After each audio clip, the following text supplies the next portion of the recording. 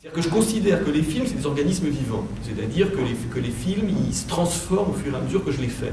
Donc, ça veut dire qu'en réalité, même si je peux prendre des notes un peu pendant la préparation, comment j'ai envie de tourner, etc., en réalité, je ne sais ce que je veux faire au jour le jour qu'une fois que je suis dans le lieu, enfin dans le lieu, que je connais les lieux, que je connais les acteurs dans leurs costumes, etc., et que je sais surtout ce que j'ai fait la veille, l'avant-veille, l'avant-avant-veille. Donc en réalité, je fais mon découpage très précis, mais tous les matins. Il y a des cinéastes qui font des storyboards, c'est-à-dire qui ont une vision frontale. Moi, je fais sur plan, quoi, comme sur des plans d'architecte sur lesquels je dessine des déplacements avec des positions de caméra, des positions de comédiens, etc.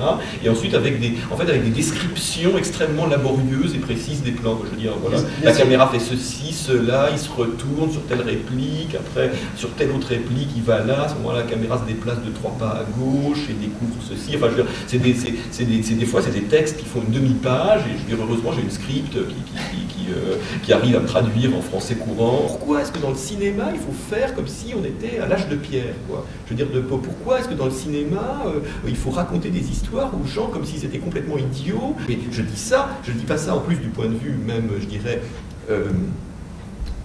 en revendiquant une sorte de liberté qui serait celle du créateur. Je dis ça du point de vue d'un spectateur qui lui-même, enfin, est beaucoup plus... Et qu'on lui donne des choses un petit peu plus fortes et qu'on ne lâche pas le travail. Enfin, il a des habitudes, surtout, qui sont infiniment plus sophistiquées que tout ce qu'on dit. Je veux dire aujourd'hui, les gens, ils circulent dans des registres d'images très différents, constamment. Je veux dire aujourd'hui, les règles de montage et les règles de spatial primaire du cinéma, je veux dire, regardez comment est filmé un débat à la télé. Je veux dire, c'est fini, ces trucs-là. Je veux dire, il n'y a plus d'histoire de regard, de machin, de raccord, etc. On a une liberté par rapport à ça qui est complète. Profitons-en un peu. Enfin, disons qu'à un moment donné, le nombre, la maturité qu'on finit par avoir dans la lecture des images, etc., mais elle est tellement plus grande, quoi, que les pauvres règles qu'on passe son temps de façon obsessionnelle à ramener, à appliquer au cinéma, pour finir par faire dramaturgiquement du cinéma français le cinéma le plus réactionnaire de la planète. J'avais envie de faire un cinéma sensoriel, c'est-à-dire que j'ai cette conviction qu'il y a un truc dans le cinéma de genre, dans le cinéma, je dirais le cinéma hollywoodien, d'action, et spécifiquement dans le cinéma d'épouvante, qui est qu'on réagit physiquement au film. Et qu'aujourd'hui, il y a un truc. Et pourquoi le public aime ça? Parce qu'il y a un truc vachement intéressant au fait de réagir physiquement au cinéma.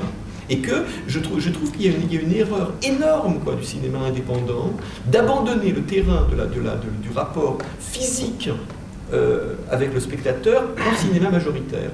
L'ouverture moderne qu'il y a dans une espèce dans un cinéma physique, et c'est quand même quelque chose de passionnant, de fascinant, et que j'avais envie d'intégrer très fort à ce film-là. Donc il y avait toujours cette idée un peu de balancer les trucs avec une espèce de brutalité, de créer des dérapages, des électrochocs, etc. ici et là. Pour moi, l'enjeu principal du casting du film, il était dans le choix des corps.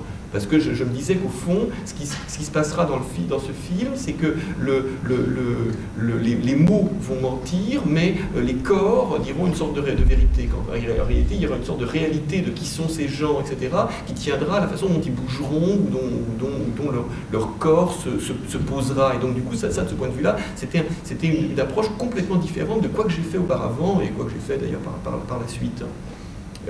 Au point que quand je préparais le film, je me suis vraiment posé toutes les questions, y compris les plus absurdes, quoi. Enfin, en réalité, je voulais le faire soit avec des non-acteurs, soit je voulais le faire qu'avec des mannequins, soit avec que des acteurs de sitcom. Enfin, j'ai vraiment, je me suis dit, j'ai envie qu'il y ait ce truc-là, cette espèce de... qu'il y ait aussi dans les corps des personnages quelque chose de cette...